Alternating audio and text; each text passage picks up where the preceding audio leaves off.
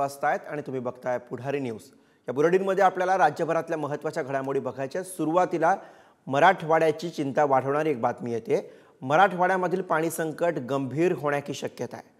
जायकवाडी धरणामध्ये केवळ 17% पाणीसाठा शिल्लक असल्याची माहिती आहे। धरणामधील पाणी केवळ पिण्यासाठी राखीव ठेवण्याचा अलर्ट मोड देण्यात आलेला आहे।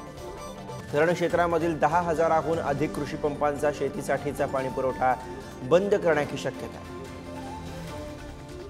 तर मराठवाड्याची चिंता वाढवणारी ही बातमी। मराठवाड्यावरचं पाणी संकट हे गंभीर होण्याची शक्यता वर्तवली जाते। जायकवाडी धरणामध्ये केवळ 17% पाणीसाठा शिल्लक आहे।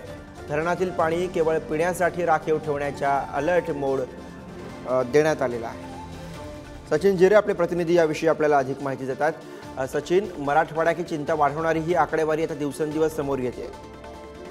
नक्कीच गुरु, आता ही चिंता वाढवणारीच बातमी म्हणावं लागेल, कारण की मराठवाड्यातला जो पाणी पुरवठा करणारा प्रमुख धरण आहे त्या धरणामध्ये केवळ आणि केवळ 17.30% एवढाच पाणी साठा शिल्लक आहे। त्यामुळे याच धरणावरती जिल्ह्यातले मराठवाड्यातले अनेक उद्योग असतील किंवा शेतीसाठी पाणी पुरवलं आहे। मात्र आता अशी वेळ आलेली आहे की केवळ हा पाणी पुरवठा फक्त पिण्यासाठी राखीव ठेवण्याची विचार देखील आता पाटबंधारे विभाग करू शकतो, कारण की 17%च पाणी शिल्लक आहे। त्यामुळे उद्योगांवरती देखील याचा परिणाम होऊ शकतो, शेतकऱ्यांवरती परिणाम होतो आणि अगोदरच शेतकऱ्यांची जी पिकं करपण्याच्या मार्गावरती आहेत त्याच पिकांमध्ये जर आता हे पाणी मिळणार नसेल तर शेतकऱ्यांसमोर मोठं संकट देखील आहे। आणि त्याचबरोबर मराठवाड्यातल्या अनेक जिल्ह्यांना पिण्याच्या पाण्याचा देखील मोठा प्रश्न आहे। जसं जसं हा उन्हाळा पुढे चालत जाईल तसं तसं हा संकट तेवढाच गडद होत जाणार आहे। त्यामुळे आता येणारा काळ हा मराठवाड्यासाठी नक्कीच चिंताजनक असणार आहे। शेतकऱ्यांसाठी, उद्योगांसाठी चिंताजनक असणार आहे, कारण की पाण्याचं मोठं संकट आता मराठवाड्यावर उभं राहिलेलं आहे।